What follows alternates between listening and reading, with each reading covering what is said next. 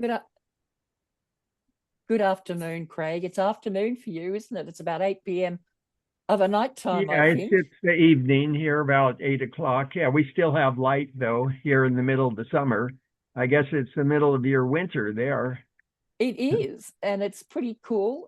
Today's not so bad here today. It's about 12 degrees. Your summer, how hot is it where you are? Right here, I guess it's about 75 degrees in Oh, there. it's warm. Yeah. Just warm. It's come down quite a bit. It had been over 100 Fahrenheit for about a week and a half, so we're glad. We Okay. had some thunderstorms and cloud bursts recently. Okay. Well, I think all of our participants are now, just make sure they're joined us. Um, I think so. Um, and panelists, there are two, but I can only see one. Anyway, well, we just forge on. So, Craig, I wanted to welcome you and to thank you for joining us today and agreeing My to talk. pleasure. Okay. Honored to be invited. Thank you. And for those people who don't know Craig, and I just guess that most Brumby advocates do know of you, Craig. You're Craig is an internationally acclaimed wildlife ecologist. He has extensively studied both the wild horses of the West and the endangered mountain tapir of the Northern Andes. Craig has given speeches and written many articles, including encyclopedic and several books, including The Wild Horse Conspiracy. His works are both popular and scientific in English, Spanish, and translated to German. And he's also a musician. Anyway, Craig is Thank you. joining to talk today about his work and reserve design and how it could be used and adapted for use in Kosciouszko National Park. Craig is familiar with Kosci National Park as he's ridden through the mountains with Snowy Mountains horse riders in 2014, Lisa Campbell. I just wanted to say, you sent me a really interesting article to read. And what I gleaned from that, and I just want to say, I won't speak too much because people find it boring, and it is, but design strategy values the wild, naturally living horses and affirms their deeply rooted status as well as their beneficial place in the world of nature, while recognizing their ability to self-stabilize when given the chance. Reserve design plunges deeply in human history. Its elements also derive from incredibly deep roots as concerns all of life's history on Earth. Reserve design can be empowering for the equine community through cooperation and education. It is the right path forward for wild horses and I believe for Brumbies and their legal habitats on land they have habitated for 200 years. As a wildlife ecologist and lifetime observer of these animals and their life communities, as well as a scientist who has spent many years learning in depth about the nature of life, including the wild horses, burros, and Andean tapirs, and their family orders. Craig, one thing I found absolutely fascinating from what you sent me to read is the reaching into history and Yeah. how within that history, reserve design or conservation areas were normal. Do you want to talk about that and the history? Yes. I've also been quite a student of history and started in high school where I took world history and U.S. history and learned a lot about the background of my country here and including the Native Americans, of course. But I learned also at Berkeley, which is a great university for history too. I took a lot of different world history there. And then going into the Peace Corps as a wildlife ecologist in Colombia, as a doing inventory and meeting the people, learning a lot about the culture, and then go on to my study of the endangered mountain tapir there in the Sangay National Park, and working again with the mainly pretty pure blood native people. I learned a lot about the earlier civilizations and how they also revered nature and the various species, and felt that each one was special and possessed special powers and abilities. So I learned that the Zapa Incas, that was the name for the emperors, also set up nature sanctuaries and strictly protected them, and they honored the natural forests there in the Andes and the moorlands above the forest called the paramos or the punas, depending on the latitude.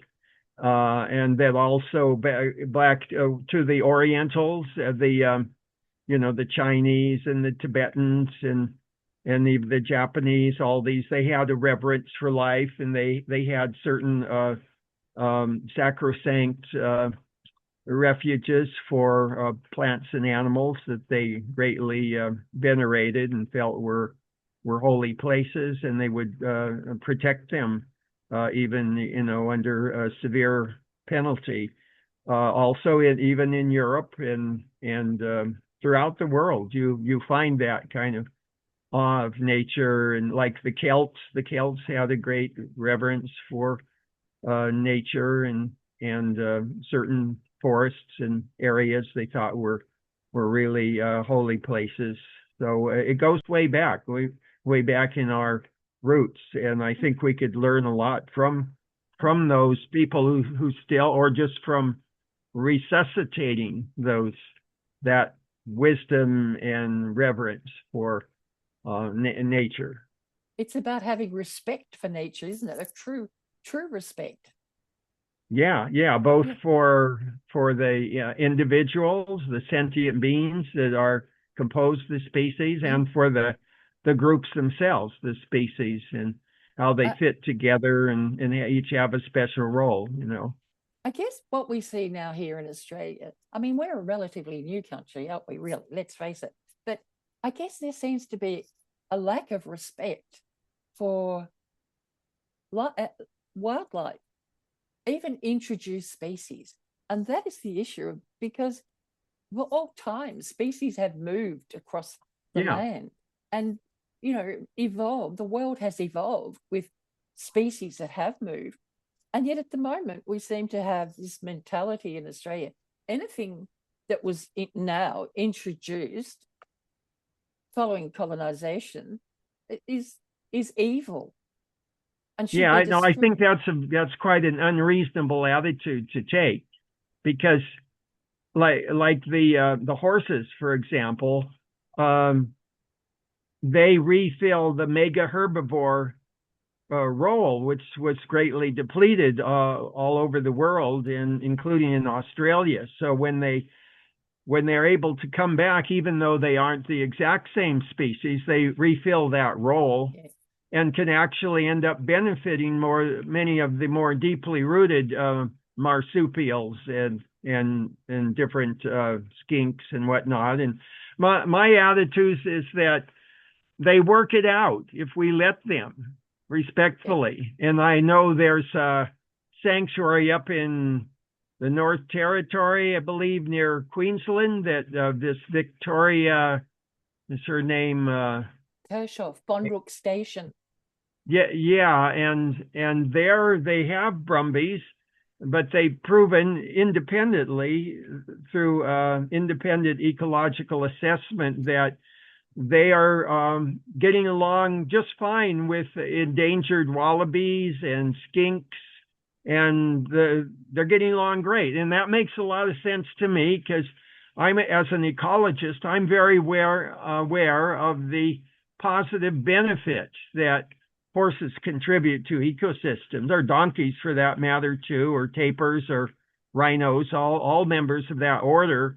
Generally, wherever they are very beneficial in that they have that different digestive system, the cecum fermenting post-gastric system that doesn't necessarily decompose what they eat. So consequently, they can tolerate much coarser, drier vegetation, and they're real soil builders. They build rich, deep, nutrient-rich, and moisture-retaining soils, and they pass many more seeds, conditioned but intact, from a great variety of plants, and they aid in their dispersal and germination. And this is major. This is a very major contribution that actually enhances ecosystems and increases biodiversity and resilience of the ecosystem. So, as a scholar and also as one who appreciates these animals, these particular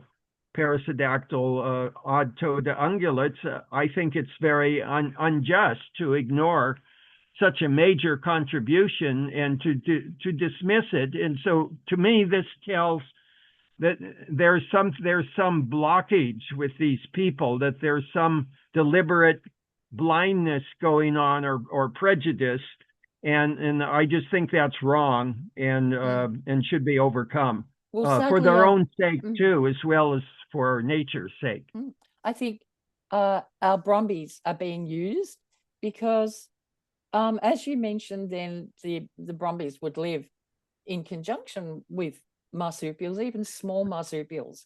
They would cohabitate as they have been doing for 200 years. But when you hear of, as we have seen, criticisms of Brumbies in relation to several small, marsupial species, such as the broad-toothed rat, which lives within a tunneling system of grasses.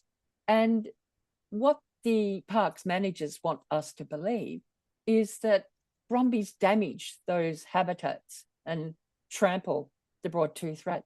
Well, I've read the strategy that was set up to compensate national parks and wildlife services because of all the damage they do, a report which actually says that the reality is, because there are so many rabbits, they are actually eating the grasses, which then shows the broad-toothed rat habitat where they're living.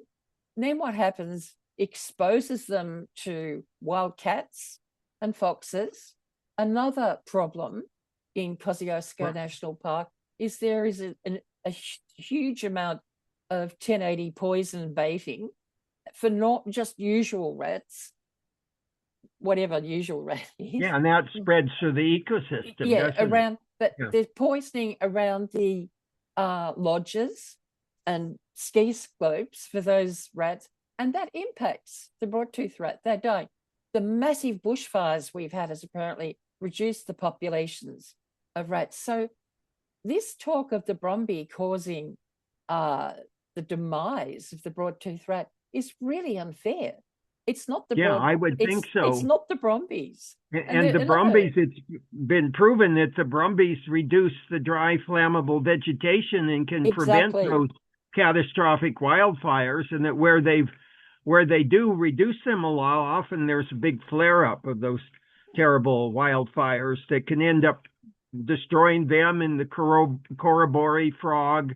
When I was in there in Kosciouszko and then trekked in with the senator from New South Wales and Mark Carroll too, who accompanied me quite a bit. I saw the Corobori and where they were nesting, and I saw areas. Also was taken in by park ranger in the Snowy River country not far, and they showed me the areas where there were certain they believed were being terribly impacted by the Brumbies. But I just noticed they were relatively limited, and that many of the areas were fine, and that in general the ecosystem seemed to be thriving. And I reminded the park ranger that throughout the world where there's larger animals, they do leave trails and broader areas where they come down to drink, but generally they don't. The horsemen particularly don't linger around those. They spread out. Their nature is to semi-nomadic and to wander all over. So I just detected a a target, that there was a targeting of these large animals, and that they just fit certain stereotypes. Like, then we're not giving them a fair chance, and that's why I presented my poster there, and I defended it two nights there at the Ecological Society of Australia annual conference there, which was a very enriching conference. I learned so much there, and from all different areas, and some of the ecologists were quite they did not poo-poo my points, and I gave everyone a copy of the poster. We had plenty of posters there. I remember that poster. Yeah. So another thing, another damage that Brumbies are blamed for, and this is a significant one. This seems to appear a lot in the offset strategy plan that the Commonwealth government prepared, and that is that Brumbies damage sphagnum moss and bogs and fens, but those are above 1,600 metres above sea level. And my understanding that Brumbies won't go above 1,500 metres. It's likely that it's actually caused by deer, but because deer will travel to cooler climates during the summer, I'm not suggesting that deer should be targeted. I think if there's an overpopulation of any species, there may be a need for management, but I'm inclined to believe that if you leave nature do its own job, including not poisoning dingoes with 1080 and leaving those populations, then the whole system will work itself out. That's a bit that I've picked up from Ariane Wallach as well. That's very much her view. Yeah, absolutely. Those dingoes fall right into the predator role of those mid to larger animals. And I was fortunate to observe some of them. No, there was a book written around the time that I came there called The New Wild, and I referenced that in my article that was widely read about in defense of Australia's Brumbies and urgent plea to stop their shooting in the Australian Alps.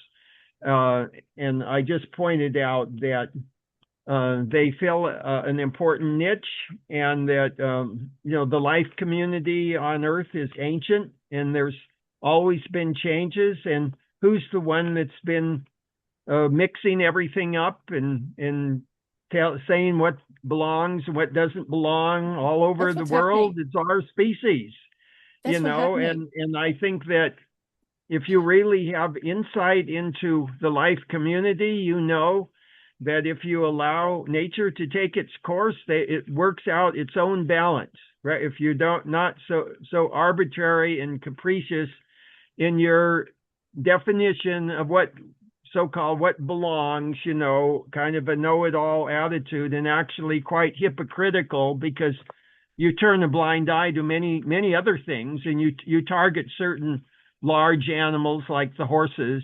and ignore their intrinsic value and what they provide. To me, it's a moral issue, because these are also sentient beings that have been companions of ours, and then to treat them suddenly just because of some cold, dry, calculating view of things, that suddenly you can just cruelly eliminate them and claim they don't belong. I think there's something basically wrong there, and lacking in moral and spiritual sensitivity, as well as ecological. Absolutely, because the shooting, I don't like to see any animal shot. You know that we've spoken about that.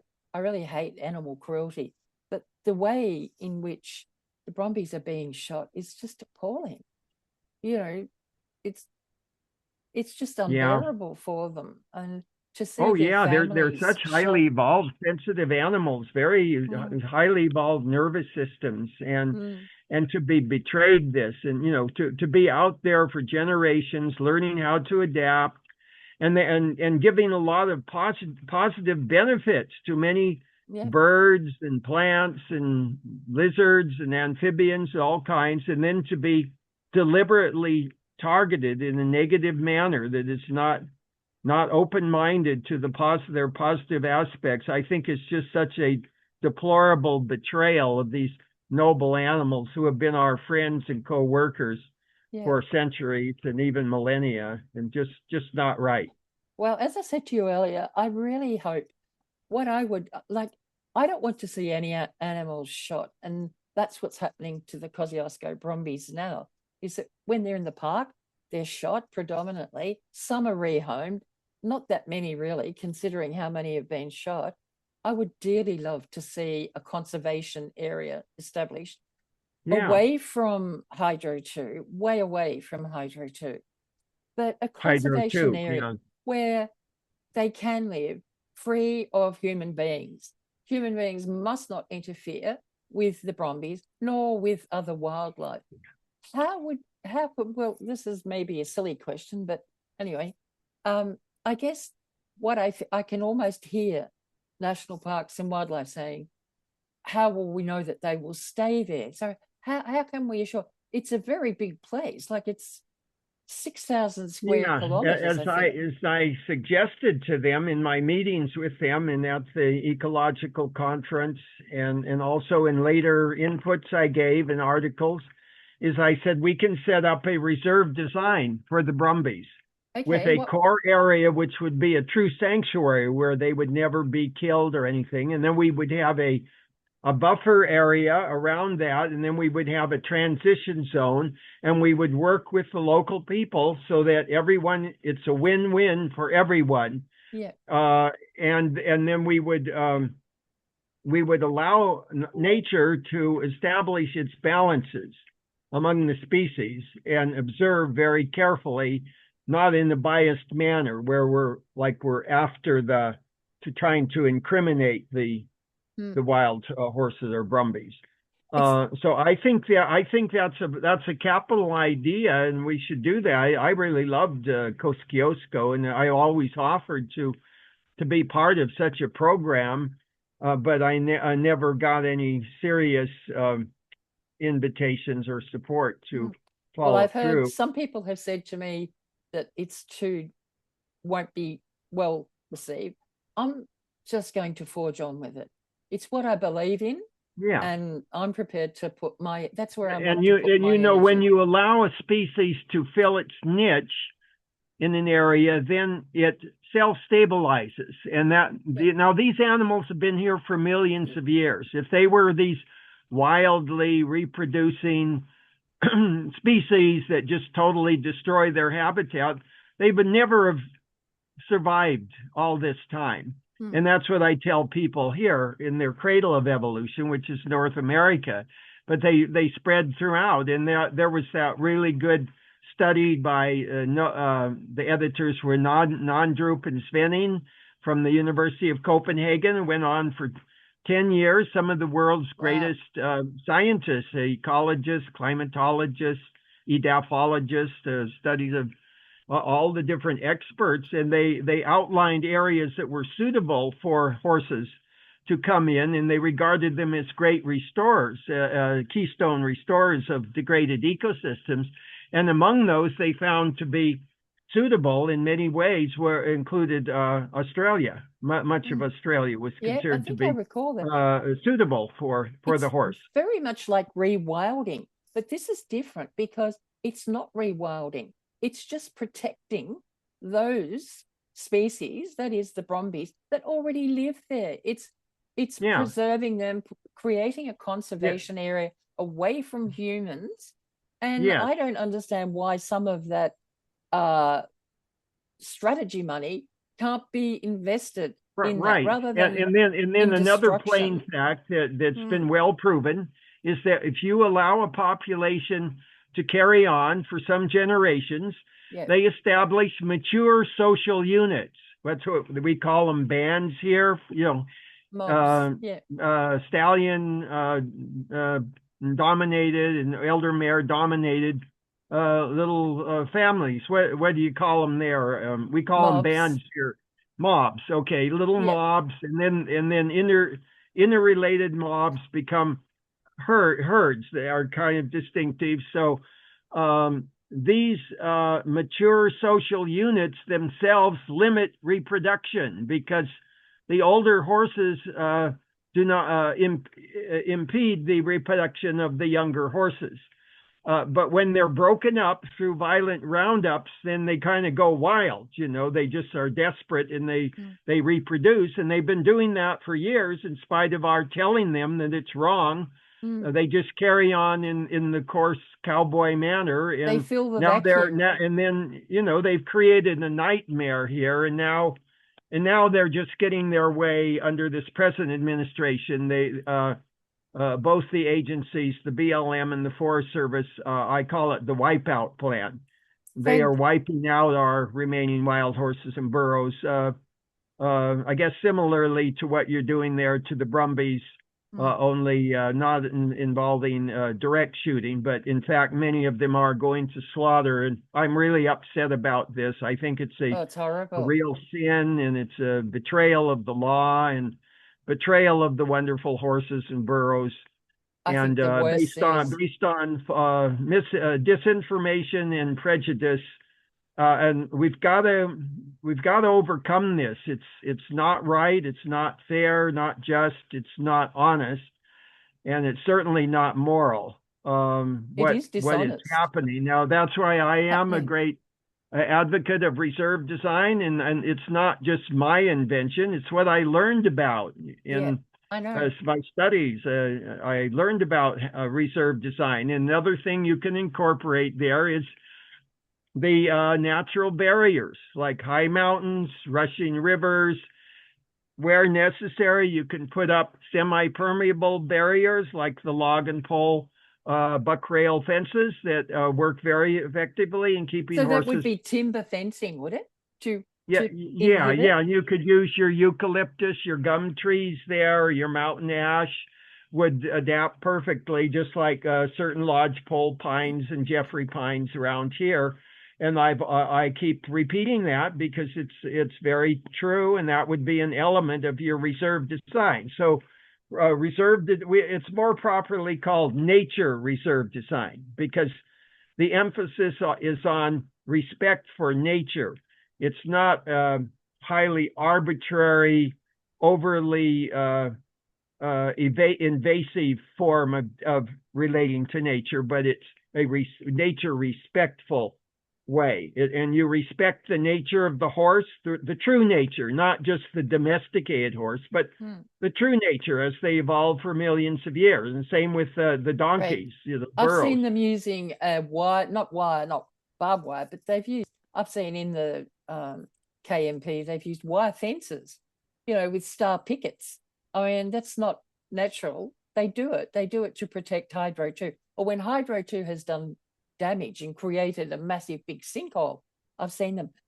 We've got a few questions. I'm going to switch off my video because I have to I've broken my reading glasses and I'll have to get up close. So I'll switch off my video and I'll read out what those questions are. All right. Q&A. We have 19. Great. We got a few. They've been great.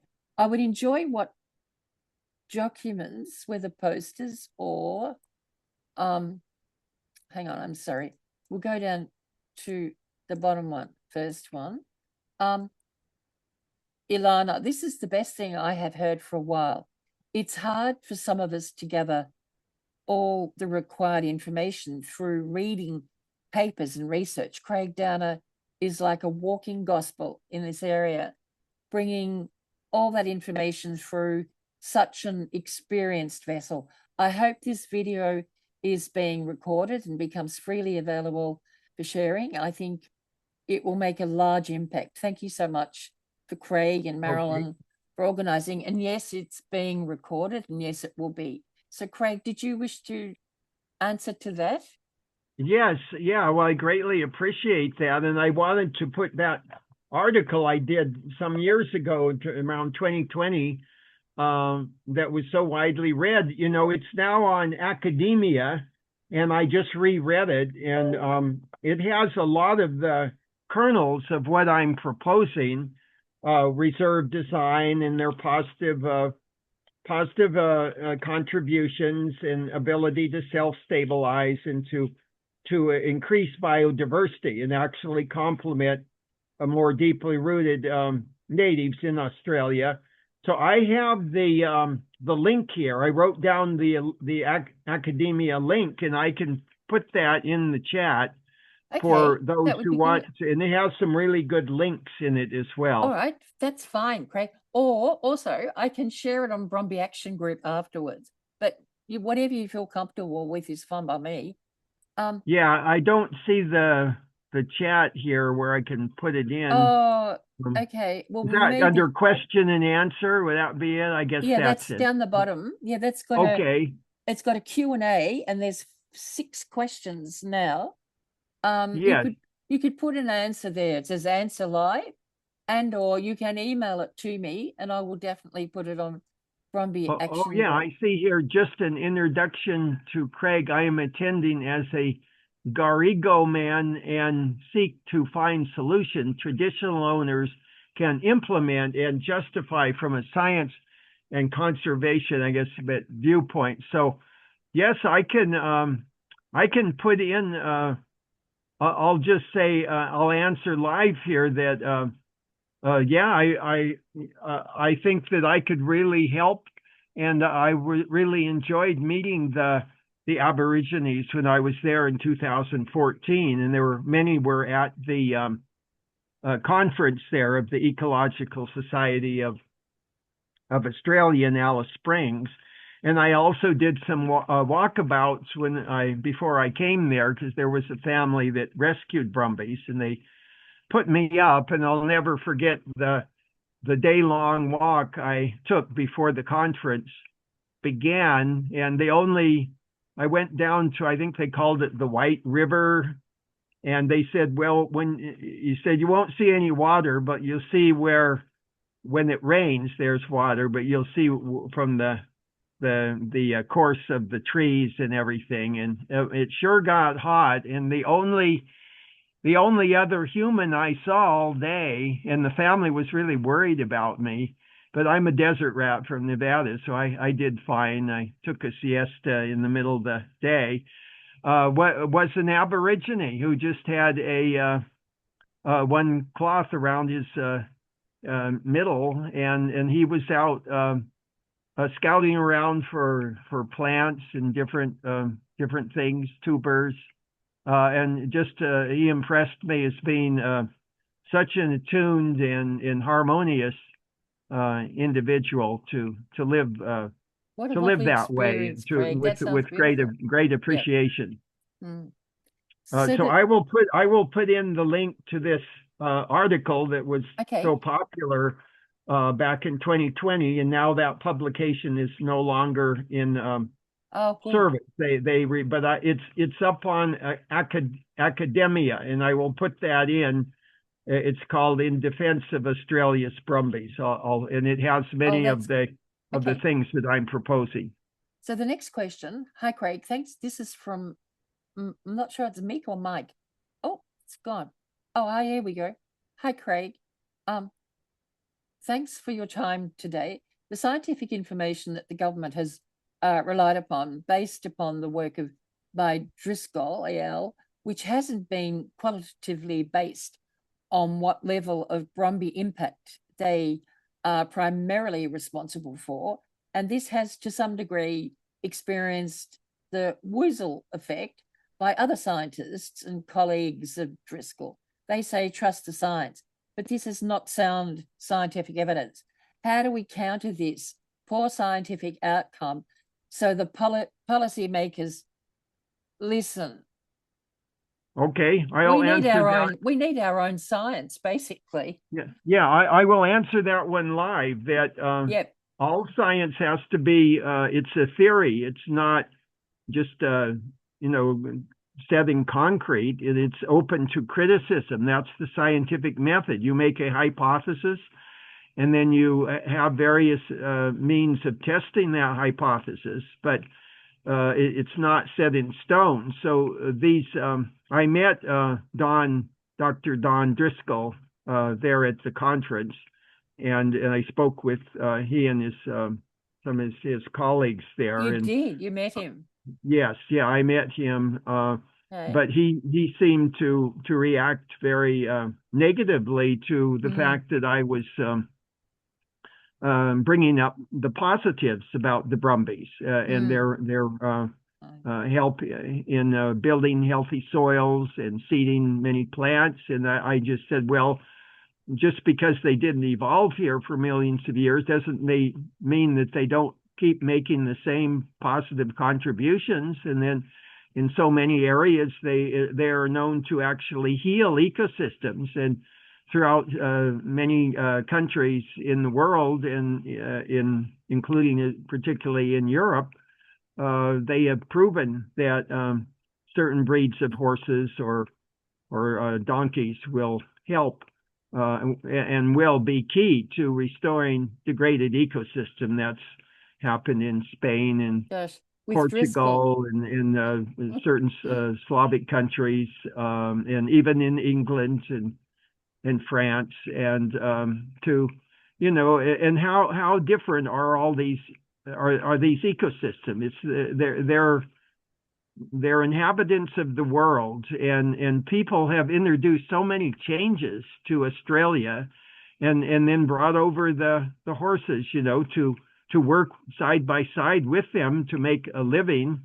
And then when they follow their instincts and go back and try to survive, and they find a niche that in many cases has been proven to be benign to the ecosystem, such as up in the Northern Territory and also over in the Kimberley, where it's been shown they can actually do well with even endangered wallabies and skinks. They're not going under. They were independently evaluated. There was that Franz Weber Association that has the nature sanctuary up there in Victoria. I met Victoria, and they say no, they have tested these ecosystems.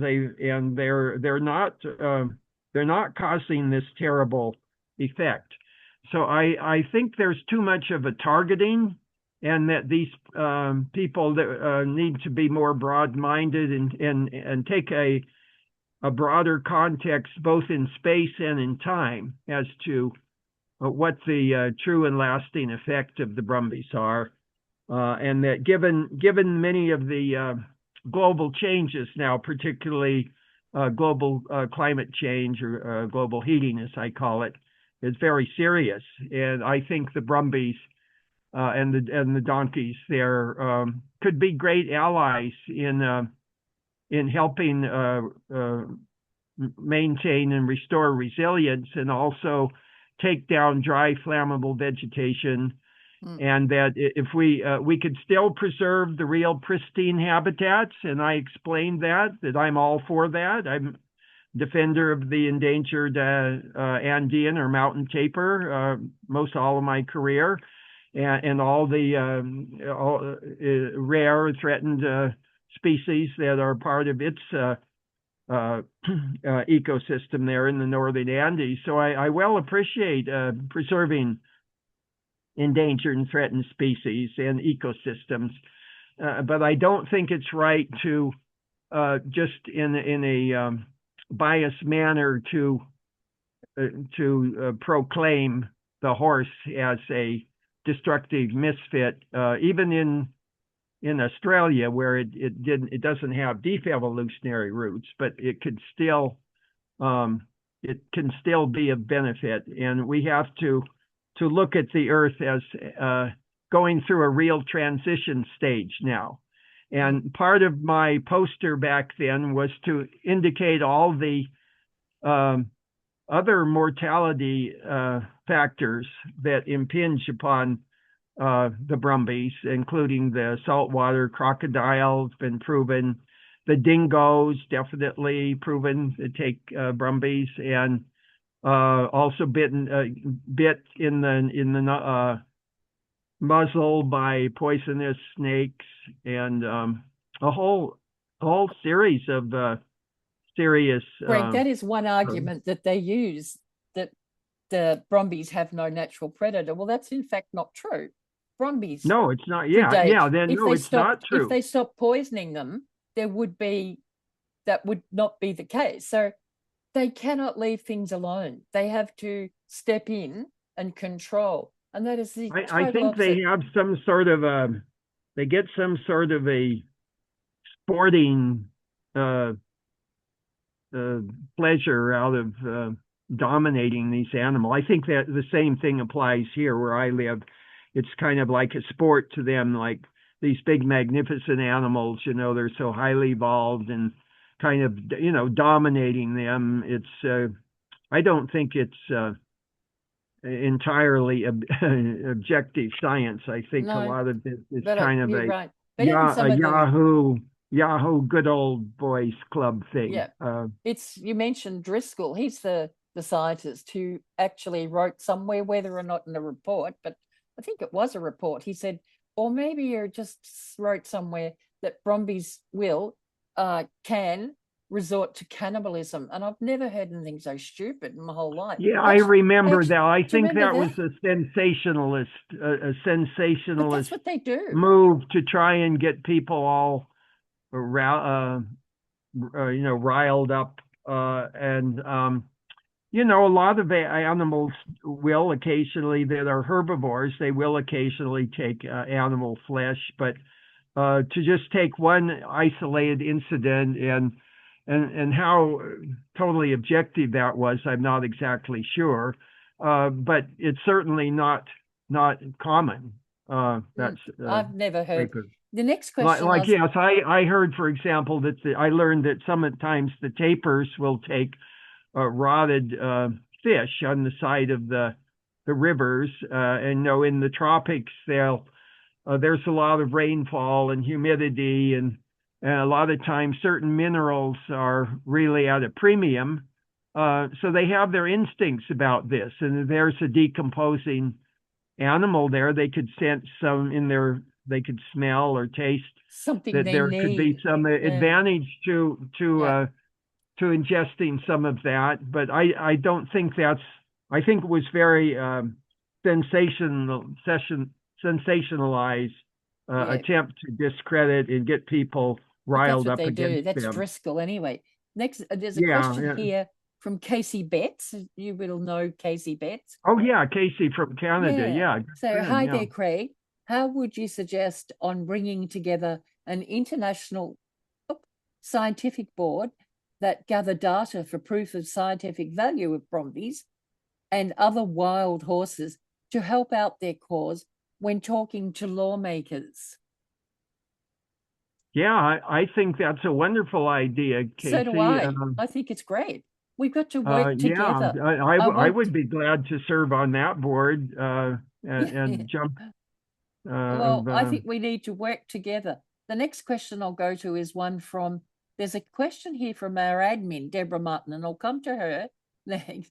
But the next one is from Lynette Laskus, who says, I'm attending as a native wildlife rehabilitator of 30 years where wildlife reared in capacity can and is rehabilitated back to the wild following steps. Should this also be able to be achieved with Brumbies now in captivity and breeding? Should government come to their senses? You'll never get Brumby. You cannot put any horse into a national park. But anyway, I think, Craig, you've already said that they never lose that innate part of themselves. Anyway, I agree. They're much more natural than they are man-made, and when they're put in a natural setting, their instincts revive, and that's a beautiful process to observe.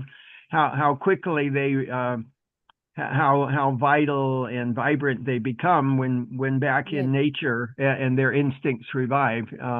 So I think that's a good idea to rehabilitate animals where there's where they have a role, not in a real foreign ecosystem to what they would be used to, but something pretty similar to what they evolved in. But it's amazing how adaptive species are, and often they can really surprise you. So it's a bit like rewilding, isn't tendencies. it? I don't know. It would require massive changes to our laws, but You on know, there's a principle, it difference sounds good. between what's called the genotype and the phenotype, and that's true of any human or any plant or animal, that you only express usually a minority of what you're capable of, and that your genes possess. But when you're put into a different environment, for example, when I went down and lived for years in the Andes, I became quite dark, quite tan. So that indicated that I had the melanin gene, and it was just had to be stimulated by the intense rays of the sun for me to become quite tanned, quite bronzed. And one example, and I after a few weeks, I'm fairly high here, around 5,000 feet or so, typically going up into the Sierras. But when I was there in the Andes, I was subject to much higher elevations. I even climbed the Sangay volcano in 1991. It was a 5,000 about 5,500 meters high. One of the great achievements of any mountaineer would be to climb the active Sangay volcano. But I had been living and working there for years, and working with the native Andean, particularly those of the Purai tribe, and I had become quite acclimated. So even though I didn't grow up, at those extreme elevations, I was able to do that. And that's true of many species. It's amazing how much variety there is in even the simplest of species, and how they can adapt. And that's why I say we should take an ecological approach today to restoring the well-functioning ecosystems, and not be these purist people that just got to have just certain lineages and the others are impossible. That's a very unfair approach, because life will work it out, and you shouldn't demean the inherent value of any species and its ability to be part of the life community. And the fact that those of European descent brought these animals over, and then they reverted to living in the wild type, and then to suddenly condemn them for that, like they're just total misfits. I think that's extremely unjust and unfair, and ludicrous. It's not really scientific.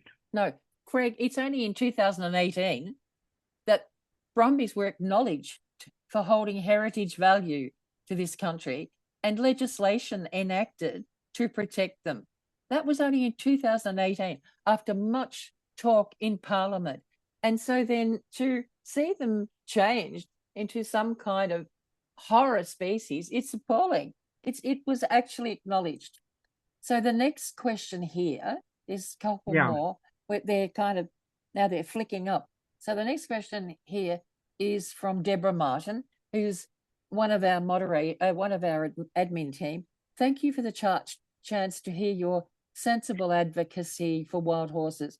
It would be great to have you back, Craig.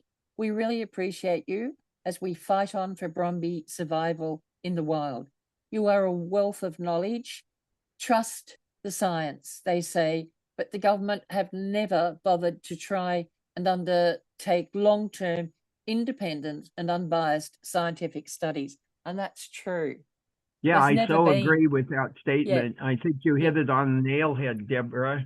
And yeah, I would love to come back there. I just hope that I would be welcome, and it's good to know that people like you would welcome me, because I think others weren't exactly very welcoming to me, even though I was trying to be fair and to consider all sides.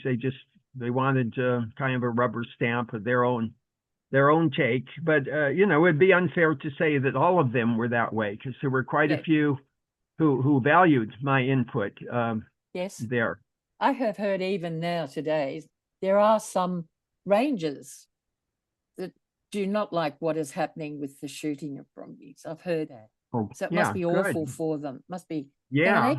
The next question I have, I'm going down now because this is from Lady Nora Preston.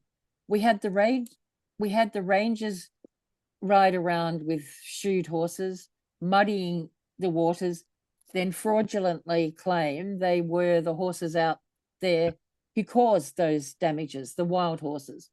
It's called fraud and extortion. They want their high wages, fundings to fraudulently and inhumanely massacre these innocent animals for developments. Is that the same reason why they are killing them in the USA? Yeah, there's much unfairness that goes on here because there's the Wild Free Roaming Horse and Burros Act mandated the Bureau of Land Management and the U.S. Forest Service to protect and preserve as well as manage the wild horses and burros. But unfortunately, they got the public lands ranchers all riled up who were used to getting their way and pretty much doing what they pleased on the public lands. And they begrudged having to share forage and water with these horses, even in limited areas. About 12% of the BLM lands, I think, and even less in the Forest Service lands. So they connived to and pressured, and they manufactured all kinds of extreme claims about their damaging effects, and also totally ignored the fact that they are returned natives that are deeply rooted in North America, and even the burros. If you trace their descent, practically all the ass branch evolution was here in North America. So why would they be considered misfits? And same thing with the horse, even more so. And now they're finding increasing evidence that that lead right up to around the time of not far from the time of Columbus, and when the Spaniards brought over horses. So there's just a lot of kind of manipulation here of the narrative.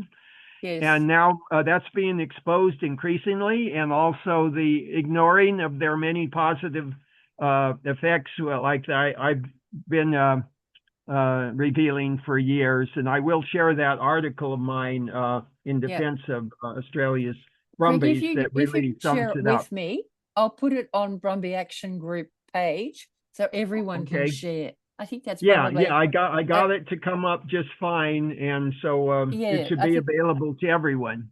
And if you've got a poster that you can share... Oh yeah, I can share that too. I still have the poster. And any links, because Mick or Mike, I'm not sure, and I'm sorry if it's Mick or Mike, what would you suggest to enlighten the politicians? We need science, Mick, but yeah, what would you suggest, Craig, to enlighten the politicians? Well, I would suggest the eminently practical contributions that these animals make, and particularly enhancing soils and increasing biodiversity and increasing the successful germination of a greater variety of plants. And look at these, the horses don't ask whether it's been there for millions of years or not. And they do the same positive things for the old timers as they do for the more recent ones. And we just have to have a lot more respect for nature, as nature reserve design emphasizes. We should have respect for nature and not be imposing rigid definitions of what has to happen. Hey, let's let it happen. And then, and we have our place, but it shouldn't be always domineering and over-imposing itself. No. So I would stress that and get people to be more nature appreciators rather than just after money and big projects that are not harmonious. Let's take nature seriously and show great respect and encourage nature harmonious ways of life rather than plundering ways of life that do not respect the complex Nature. ecosystem. I And think take a bigger view in context, both in space and in time, of any species and any ecosystem. the problem we've got, well, the problem in Kosciouszko National Park is the Hydro 2, Snowy Hydro 2, that great big monstrous plan, which has a strategy, a damage strategy, if you like, and the millions of dollars. There's it's about 100 million that is in the hands of national parks and wildlife services at the moment. They must spend that money. They have to, or in time, they must give it back. I'm starting to feel it's another way for the Commonwealth to be giving money to New South Wales. And it's also a way for the Commonwealth to interfere in state activities under our Constitution. The Commonwealth have specific Section 52 of our Constitution sets out those areas which the Commonwealth have the capacity to be involved in. Its taxes and all the, Yeah. border I think issues. they should. They're interfering in what is a state issue, and they're domineering about that money. And that's what national parks and wildlife are doing. They are using Brumbies to get money. That's what they're making them serve a scapegoat or a target. Yeah, that's so unfair. And what they should do is they should develop a nature reserve design for the Brumbies with that money. That would improve the soils, and it would increase the aquifer and the filtration and the absorption, retention, and release equitably over all seasons of the year. That would be a wonderful thing to do with that money, rather than, to build a huge dam? Is that what they want to do? I don't know how to close this now. So Craig, well. So as I said to you, that will be something that I'm going to be focusing on truly, is reserve design or a conservation area for Brumbies. And it's about working on it. I would love it if we have had a fair bit of contact over the years. And I would love if you could be able to work with our group in a way. Yeah, likewise. I would greatly appreciate being part of that for sure. And now this one mentioned, Lady Nora Preston says they want to develop a luxury Aspen ski resort out there, including other developments. Yeah, that could be really devastating to the ecosystem. Well, the problem is with that, like in KNP, we can't stop that. It's just, we will never stop that. And that's why I'm suggesting a conservation area, 2 parts of Kosciuszko in the north and the south, using reserve design. That's what I sincerely believe is the solution for Brumbies, and somehow encourage the government to stop shooting them, this barbaric, cruel shooting, which the world is watching. The world is absolutely appalled. Yeah, they should have those areas, but also it's been proven that in many areas throughout Australia, the people appreciate them and they wouldn't want them removed. For example, Brumbies. that station owner out in Kimberley who has proven that the donkeys made his cattle ranch possible because they restored the soils and the aquifers. So he wouldn't want the donkeys removed there, and he was under order to shoot the donkeys. I know. I don't know where it is at the moment. It's been in and out of court. I think the last was an order to shoot them, but he is absolutely mortified because the donkeys restored his property and made it an absolute oasis.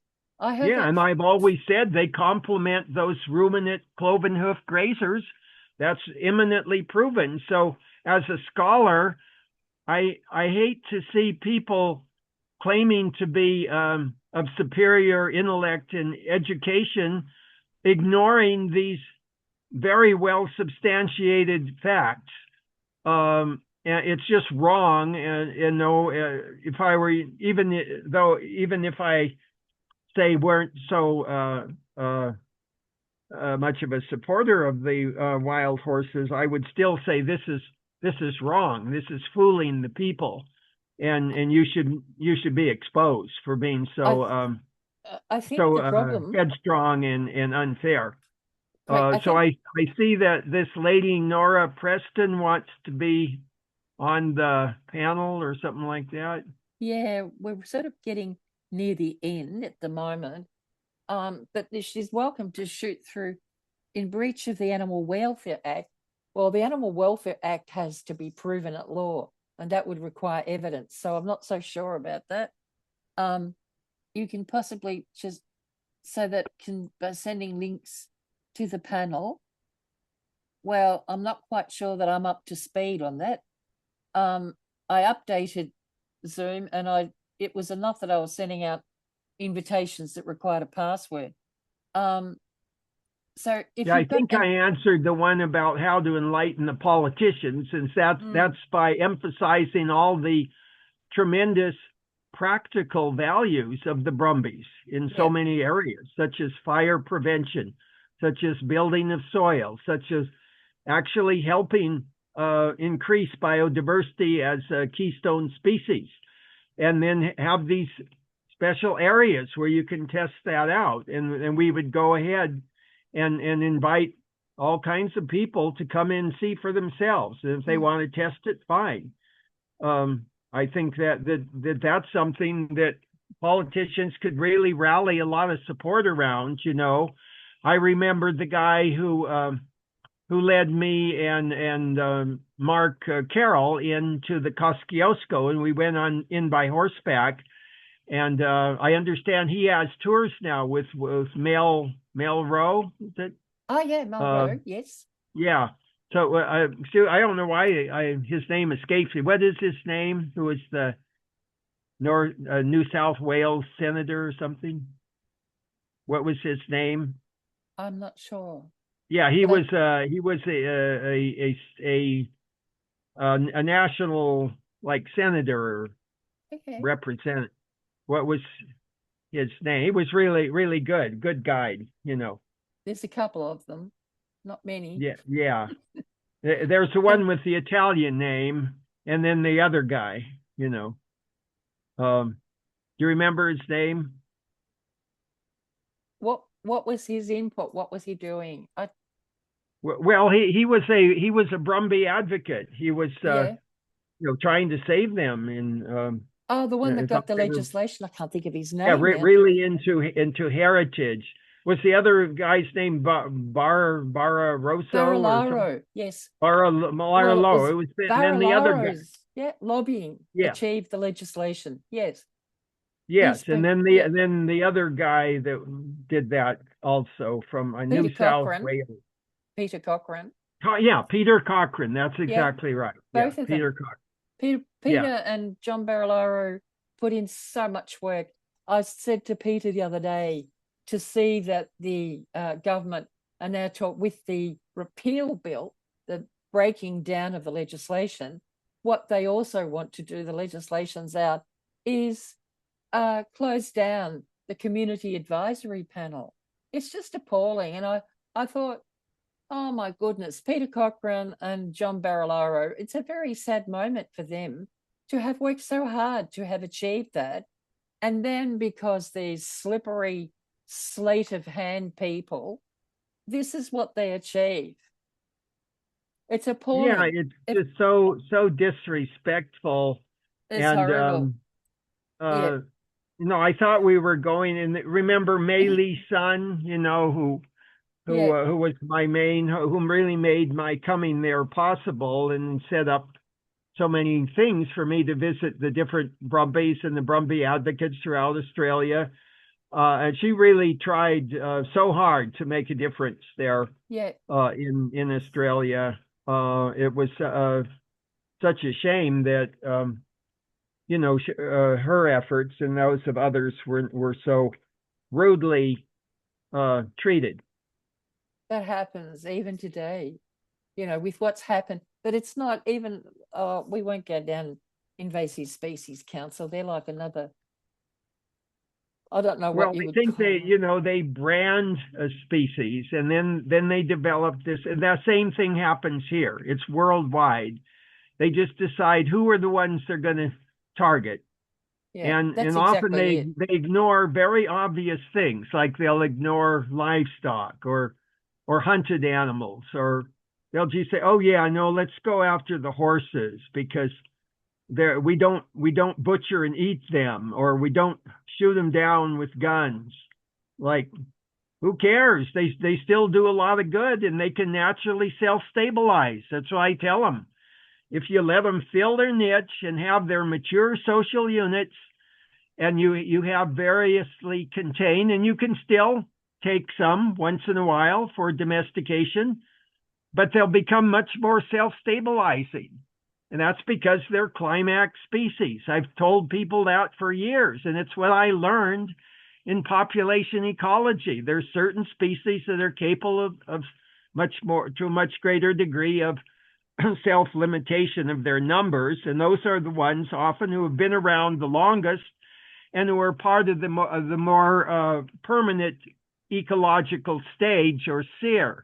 That's something that was really ingrained in my fine education there at UC Berkeley, where I had some very top-notch wildlife conservationists and managers, and including A. Starker Leopold, the son of the famous Aldo Leopold, you know, considered the father of wildlife conservation in North America. He This was is my what we need. professor. I think what we would benefit from is having science along those lines that you're speaking of that will direct toward keystone species as benefit to the environment. That's what we need to be throwing at them. That's what I think. Yeah. Yeah. Okay. Let's do it. Good. So I'll have to talk to you about that. Yeah. Now I We have see to this talk. guy, Jason, he says he wants some more information. So did you take down his email? Yes, I've got all. Oh, I've got his email, and I've got Okay. everybody. So, Yeah. So, so I but will put it'll. in, the link to this article that was so popular that I wrote. And Yes, it's also, I think, a pretty well I would written love one. that. I think That's important. people, Yeah, it and got, I think few articles got so much, if we could have positive that link, response. and here's another good question from Mick or Mike: are there other ecologists with similar views as yourself that can perhaps put a joint letter of support together for the Brumbies at all, please? That's a good suggestion. A joint. Yeah, now there's a lady in from Italy named Elena Bahona, and she came here and asked me to guide her around to show her some of the herds. That was Okay. last fall, around September, October, and we did go see several herds. And she did a really nice article about the naturally living horses and how positive they can be in ecosystem. Now she oversees or helps organize and oversee Rewild Europe nature sanctuaries, where they employ horses and other animals to restore degraded ecosystems. Well, that's And she somebody can I must. attest. Yeah. So she would be a good person to have on the team. And she ended up doing an article based on her experience here, where I guided her around last year. Well, in the next few days, I'd like to get her details from you as well, so that we can somehow put together something that could be co-signed. Would you be Yeah. willing to do that? I'm more than happy to do Oh, that yeah. No, and I'd put be it more forward than to the happy to government. do that. That Maybe even would a be right up along, recommendation to yeah, the support our quest, mandate. our quest for a conservation area, north and south, away from Hydro 2. If a co-signed ecologist letter would be wonderful. We can make it Okay, public. let's do that. Oh, I'd love that. Definitely. Yep. Okay, Yeah, it sounds agreed. good. Agreed. So Thank I you, toast some Mick, for cherry that. juice. Toast cherry juice to that. Oh, wow, cherries is good for you. I think that's a lot of the questions. So with that, I think, Craig, so as I think what Deborah meant, if we can do another of these webinars with you, this webinar, part of it, will be used while Brumbyj Action Group has been offered a regular weekly show on the Country Telegraph, and which we've accepted, and it's called Brumby Forum. And some of this webinar will be used on that program. But Craig, so I'm just letting those that are in the webinar today know that. But also, I would love us to do another webinar like this in maybe a month to talk more, or even sooner, because it's November, the government plan on shooting. I would like to move forward with the co-signed ecologist's letter that we can address to the government in support of the creation of a conservation area, one in the north and one in the south of Kosciouszko National Park, which would sort of fit in with retention areas, a part of 2 retention areas way away. There is a retention area in the Tantagra area, which is near Hydro 2. Away from that, I don't know how you kind of move Brumbies or what you do, but we're talking, given Kosciouszko National Park itself is 6,000 square miles, I'm sure we can work it out. If where there's a way, where there's a will, there's a way, they say. Yeah, I can look at my maps, and I have some good books about Australian. Oh, great! I sent you a map, but I can send you another one, which will show you the retention zones. Yeah, and I recommend that you check out that that really good study out of University of Copenhagen. It's on ResearchGate, called a geographic assessment of the global scope for rewilding with wild living horses. Okay. And because that gets into the suitability of areas all around the world for horses. I've seen that, and I do remember them suggesting, I've seen that somewhere, that Australia is a place where they suggest that. I remember that. Yeah, anyway, they thought it was a suitable place. Yeah. Climatologically and soil, as far as soils and other conditions there. Okay, so then what Mick has said again, many thanks for your time today. Your support is immeasurable. And Craig, I want to thank you also and say you are so wise, and your knowledge about the natural world and wild horses and Brumbies is really amazing. Well, and we appreciate it. We appreciate you sharing that with us. We'll do it again you soon. bet, Marilyn. That would be my pleasure to do that, and I would be like a fulfillment of a lot of my career to do something like that. So I would greatly appreciate that. Well, our goal is to get that jointly signed letter by Ecologist and proceed forward, and in a hurry. I'm working on a report to ICAC, which is a government agency where you report corruption. I'm working on that at the moment. But it's possible to be doing several things at the same time. And I'm sure you do that often, Craig. I wanted to make a statement here that, nature, the world of nature is complex. And so for a person who hasn't studied in depth to it, it's easy to pick and choose certain things and to give rather limited or twisted interpretations of what you're seeing, knowing that most people don't have the in-depth understanding. They're more simplistic in their views, and it's easy to fool people. So I'm keenly aware of that, because I've seen a lot of that going on to discredit the wild horses. And I think it's a very shameful thing to pose yourself as a well-educated and fair-minded person, and then to in a biased manner to target the naturally living horses or burros. I think that's extremely unfair, or any animal that doesn't suit your agenda. Now, That's many what of it these is. people are very tied to the public lands ranching industry or the game hunting industry. So that's, or the mining, you know, or whatever it is, off highway vehicle racing, whatever their thing is, you know. But when you know that maybe they have certain interests in mines or ranching or hunting or whatever it is, or development, land development, just goes on a lot. You know, money clouds their vision, and they're not really fair-minded people. They're people with a selfish agenda that is victimizing these wonderful animals. And it just, I find this abhorrent. It's an abhorrent I thing. understand. We see that where there are some people who lobby against Brumbies. Really, they're incredibly ignorant, and it's just so obvious. It's not funny. It's just appalling how Yeah, and they don't have the respect to listen, and that is even more disturbing when they don't have the respect to listen to someone who is Craig, taken efforts thank to you learn again. better. We'll close down. Have a lovely evening, rest of the evening. Thank you. Yeah, it's been a And really we'll talk again enjoyable. soon. Yeah, for sure. We'll send emails and all of that stuff.